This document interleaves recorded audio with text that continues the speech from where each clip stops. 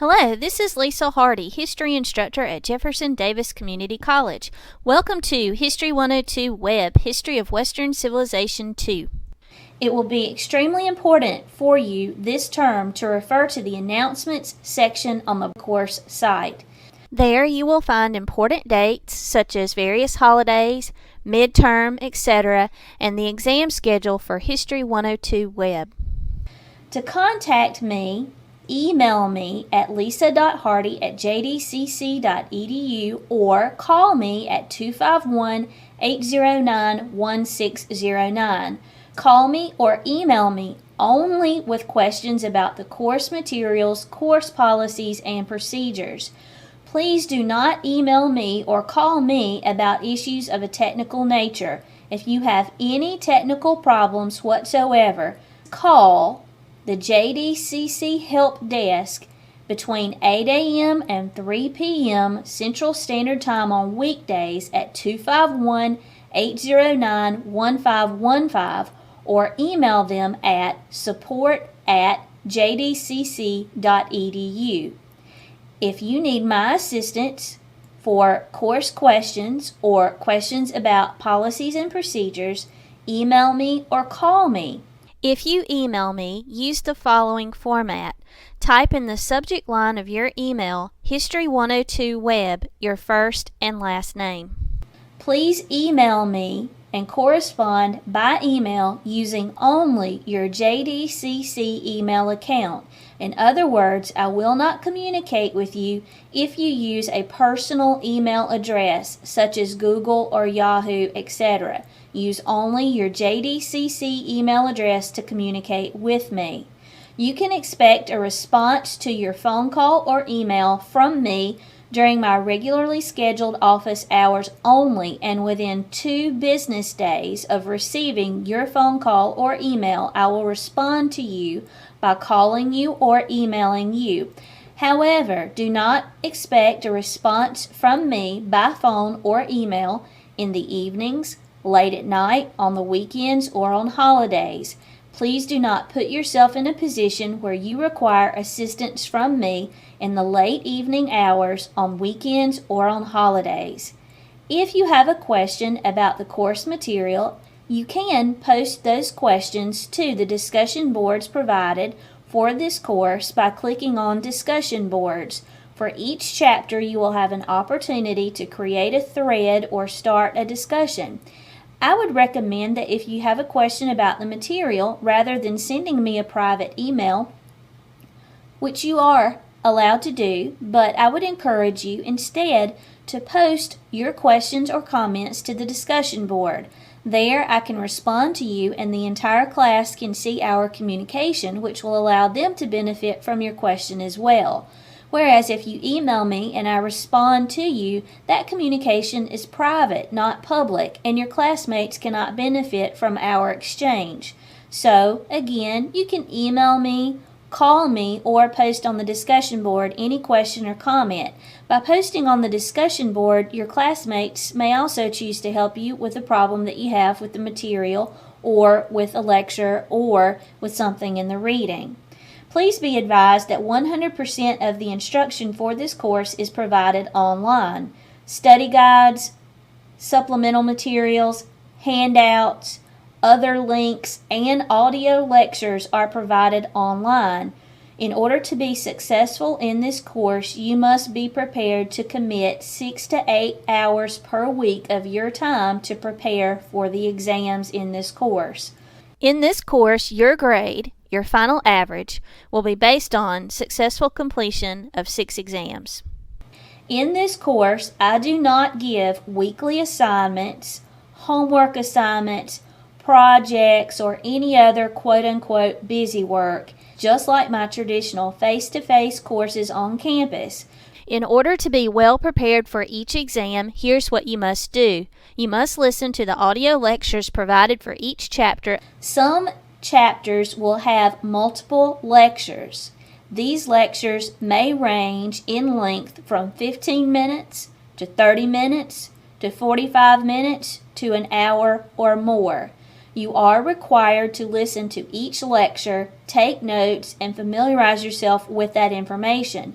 Once you have listened to the lecture, then read the corresponding chapter in your required textbook, McKay, Hill, and Buckler's History of Western Society, which is available for purchase in the college bookstore. Once you have listened to the lectures and read the corresponding chapters, then complete your study guide. You cannot complete the study guide solely by listening to the lectures or solely by reading the textbook chapters. To complete the study guide, you must read the textbook chapters and listen to the accompanying lectures. My exams are based on the study guides. The study guides are based on the lectures and textbook chapters. Each exam will have one section of multiple choice or matching questions. The second section will be chronology.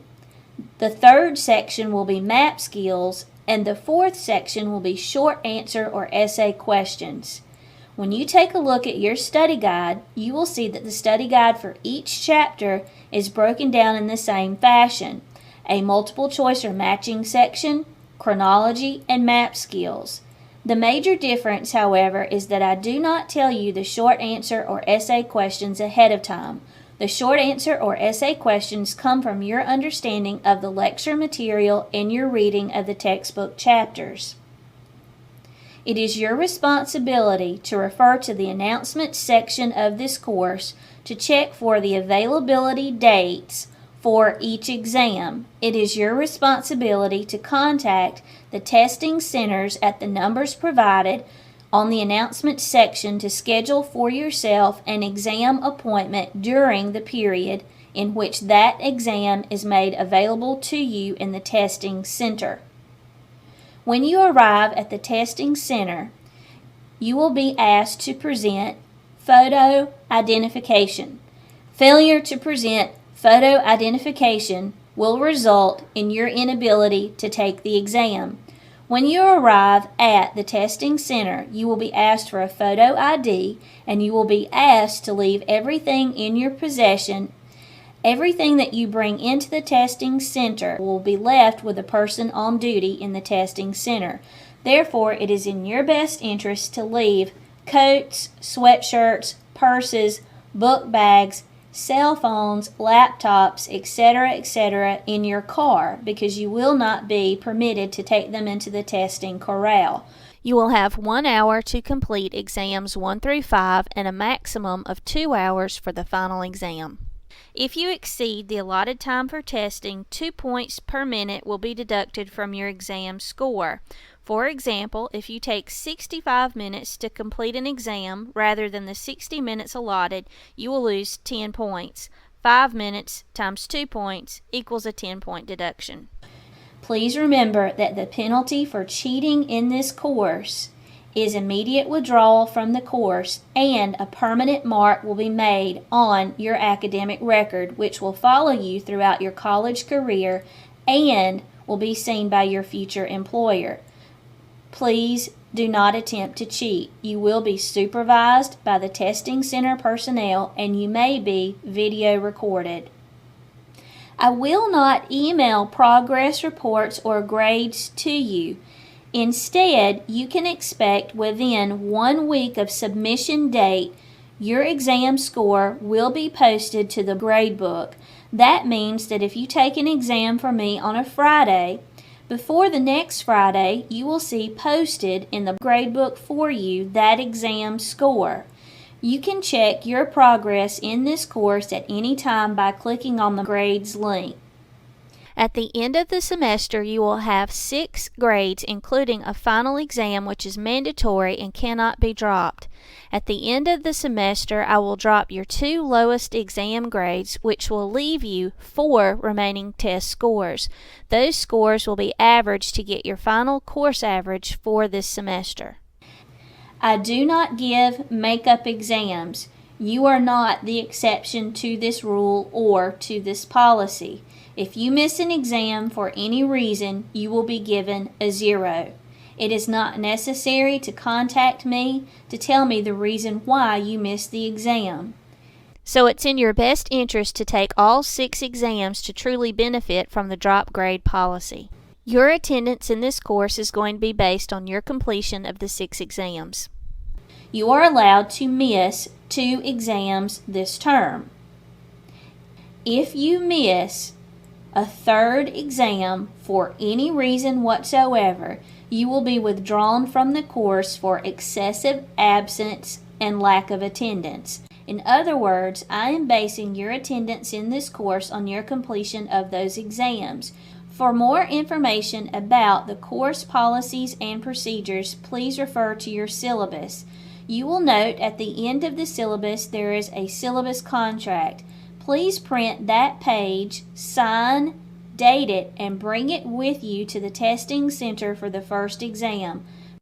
Again, it is very important this semester for you to be aware of the announcements section of this course, especially the exam schedule. It is your responsibility to take the exams during the scheduled period. Good luck to you this semester, and I look forward to working with you.